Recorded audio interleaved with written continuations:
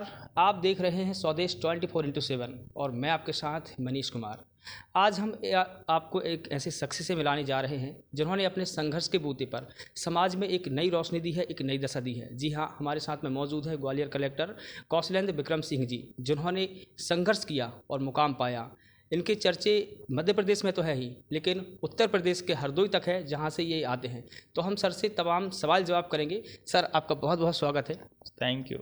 जिस तरीके से सर हम आपको देखते हैं, आपके संघर्ष को देखते हैं और ज़मीनी स्तर पर आपको काम को देखते हैं, हम तो प्रभावित होते ही हैं, लेकिन जो युवा पीढ़ी भी है वो भी बहुत प्रभावित होती है।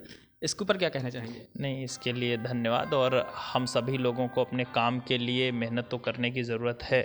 अगर हम मेहनत नहीं कर पाते हैं तो फिर निश्चित रूप से रिज़ल्ट उसका जो लेवल है वो बहुत ही अच्छा होगा। सारी डक्टिंग होके जो हमारी केबल्स हैं, इलेक्ट्रिक केबल्स हैं, टेलीफोन केबल्स हैं, वो सब अंडरग्राउंड हो जाएंगी। तो वहाँ पे एक राजपथ बना रहे हैं।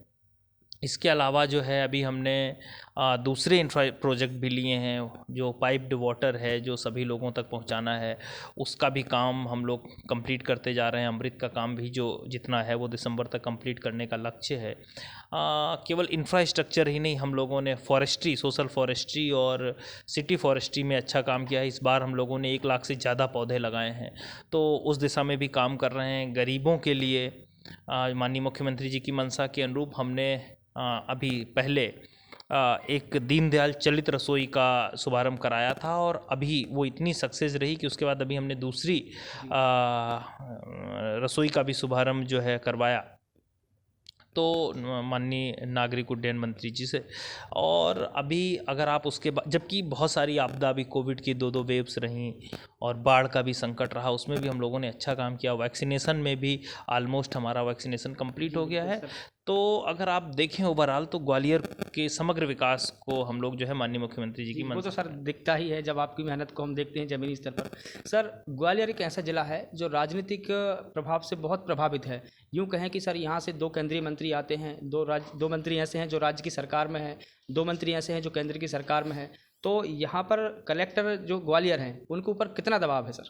नहीं, सब लोगों का मार्गदर्शन हमें मिलता है और सभी के मार्गदर्शन से जो भी बेस्ट बन पड़ता है वो हम करते हैं। सभी माननीय सम्माननीय जो भी हमारे जनप्रतिनिधि हैं, माननीय ऑनरेबल मिनिस्टर्स हैं, इसके अलावा जो हमारे विधायकगण हैं और भी लोकल के जितने भी हमारे जनप्रतिनिधि हैं, सभी लोगों के समन्वय से, सहयोग से, मार्गदर्शन से हम लोग काम कर रहे हैं। सर, यहाँ सड़क, बिजली, पानी और तमाम ऐसे इशू है, शिक्षा है, स्वास्थ्य है, इनके लिए सर आपकी क्या योजना है सर? देखिए, आपने जितनी बातें बताई उतने में तो पूरा विकास हो जाता है। सड़क, बिजली, पानी, इंफ्रास्ट्रक्चर मैंने आपको बताया, उस पर काम कर रहे हैं। अभी एयरपोर्ट के लिए ज़मीन देने की प्रक्रिया चल रही है, तो एयरपोर्ट का विस्तारीकरण होगा।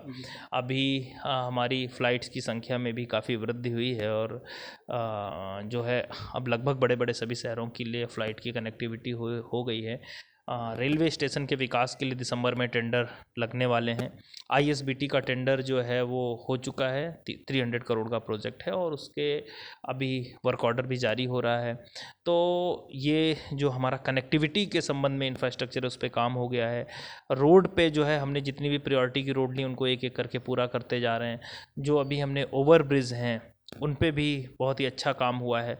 तो ओवरऑल अगर देखा जाए, इसके अलावा जो हमारे मॉडर्न आधुनिक, जो अत्याधुनिक तकनीक से लैस जो हमारे जो बिजली के क्षेत्र में, चाहे हमारा लाइटिंग हो, जो रोड्स पे हम पहले देखते थे कि जो लाइट लगी थी हमारी, तो उनमें इलेक्ट्रिक कंजम्पशन बहुत ज़्यादा था। लेकिन अभी जो है नगर निगम और स्मार्ट सिटी के माध्यम से जो है हम लोगों ने पूरे शहर में जो है एलईडी लाइट लगवाई है, और वो ऑटोमेशन टेक्निक का प्रयोग किया गया है, टेक्नोलॉजी का प्रयोग किया गया है। तो उससे जो लाइट इलेक्ट्रिसिटी का कंजम्पशन है वो काफ़ी घटा है। इसके अलावा सोलर एनर्जी के भी बहुत सारे बिल्डिंग्स पे हम लोगों ने जो है स्थापना कराई है, तो उससे भी जो हमारा नेट सेविंग है वो बढ़ी है इलेक्ट्रिसिटी की। तो इसलिए हम ये कह सकते हैं कि इस दिशा में भी काफ़ी अच्छा काम हुआ है। केवल शहर ही नहीं, गांव में भी हम लोग, जैसा कि माननीय प्रधानमंत्री जी की इच्छा है कि भाई हर घर में और टैप वाटर पहुंचना है, उस पर भी हमारी योजनाएं चल रही हैं, और अगले 2 सालों में हम हर घर घर तक स्वच्छ टैप वाटर पहुंचाने में सफल होंगे। सर मेरा अगला सवाल है कि सड़कों में गड्ढे हैं, गड्ढों में सड़क है, या बिजली के तार पर डोरियां बिछी है, जिसे ठीक करने के लिए हमारे ऊर्जा मंत्री प्रद्युम्न तोमर जी भी चढ़ जाते हैं खंभे पर। तो इसके लिए सर क्या प्लान बन रहा है, क्या देखिए योजना क्या बन रही है? क्योंकि है, सर बहुत सारी सड़कें ऐसी हैं जो गड्ढों से युक्त है देखिए और यहाँ बिजली कटौती भी लगातार हो रही है सर। देखिए क्या है, जब बारिश का मौसम होता है तो गड्ढे हो जाना स्वाभाविक है। और अभी आप अगर देखेंगे तो पहले से बहुत फ़र्क मिलेगा। बहुत सारी रोड पे जो है जो गड्ढे हैं वो भर दिए गए हैं। और जो बची हुई रोड हैं उन पे भी हम लोग काम कर रहे हैं। जहाँ ज़्यादा डैमेज है उसको हम बना रहे हैं। और अभी आपने देखा जब गुरुद्वारे पे कार्यक्रम था, एक रोड डैमेज थी, उसको रातों रात हम लोगों ने पूरा सही करा दिया था, पूरा मतलब न्यू रोड बनवा दी थी। तो हम लोग एफर्ट करते जा रहे हैं, नगर निगम, पीडब्ल्यूडी, सभी विभाग जो है, जो भी एजेंसीज़ हैं, एमपीआरडीसी, सब लोग अपना काम करते जा रहे हैं। और वेस्टर्न बाईपास का जो प्रोजेक्ट है वो भी हमारा अंडर प्रोसेस है, तो होपफुली उसमें भी सुधार हो जाएगा। कि सर ग्वालियर शहर में अभी डेंगू के मरीज लगातार बढ़ रहे हैं। हालत ये है कि सर चिंताजनक होती जा रही है। ज़मीनी स्तर पर अगर हम स्वास्थ्य अमले की बात करें तो वो बिल्कुल नदारद है, और ऐसा कहीं ऐसा देखने के लिए नहीं आता जहाँ डीएचओ स्वयं काम कर रहे हों या कोई मलेरिया अधिकारी की सड़क पर उतर के काम कर रहे हों। तो सर इसके लिए स्वास्थ्य विभाग के लिए क्या निर्देश हैं आप? देखिए, डेंगू की रोकथाम के लिए, जन जागरूकता के लिए हम सब लोगों ने काम किया था। क्राइसिस कमेटी की बैठक हुई थी, माननीय सांसद जी के साथ हम लोग पूरा खुद नगर निगम आयुक्त में सब लोग गए हुए थे मौके पे। और 66 वार्डों में 66 टीमें हैं जो लार्वा सर्वे का काम कर रही हैं, लार्वा विनष्टीकरण का काम कर रही हैं। हॉस्पिटल में बेड्स बढ़ा दिए। तो ये जो 3 साल में एक साइकिल आ रहा है जो हमने ऑब्जर्व किया है, तो अक्टूबर में जनरली थोड़ा सा डेंगू का पीक जाता है और फिर नवंबर से डाउन होकर और दिसंबर फर्स्ट वीक तक पूरा ख़त्म हो जाता है। वही ट्रेंड इस बार है और हम बेस्ट सर्विसेज देने की कोशिश कर रहे हैं। सर ग्वालियर शहर एक ऐसा शहर है जहाँ पर 5 आईएएस अधिकारी हैं, भले ही वो नगर निगम में हो या कहीं और हो, जो कि अच्छी बात है सर। जो युवा टीम है उनके लिए ऐसी क्या है जो युवाओं के लिए प्रोत्साहित कर सके और आने जो ग्वालियर ज़िले के जो वासी हैं उनके लिए बेहतरी से काम कर सके? 5 लोग हैं सर यहाँ पर और सभी आईएएस है, युवा टीम। देखिए क्या है, हम सब लोग एक टीम के रूप में काम करते हैं। हमारे बहुत सारे अधिकारी हैं जो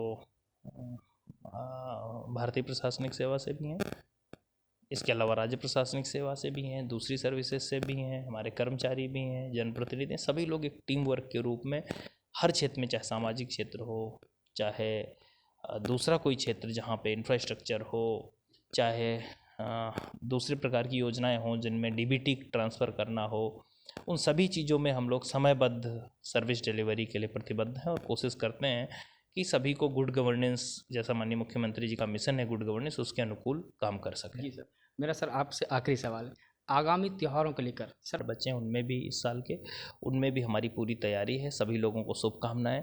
सोशल डिस्टेंसिंग का पालन करें, मास्क लगाएं और इस बात का ध्यान रखें कि अभी कोरोना ख़त्म नहीं हुआ, भले वैक्सीनेशन हो गया है, तो जो हमारे नॉर्म्स हैं, जो भी हमारे कोरोना वायरस को रोकने के लिए, उनका पालन करें। Thank you. तो आप देख रहे थे हमारे साथ में कौशलेंद्र विक्रम सिंह जी थे, जिन्होंने हमारे सभी सवालों का बड़े ही गंभीरता और संवेदनशीलता के साथ दिया। ऐसे ही शख्सियतों से मिलते रहिए और देखते रहिए स्वदेश 24x7।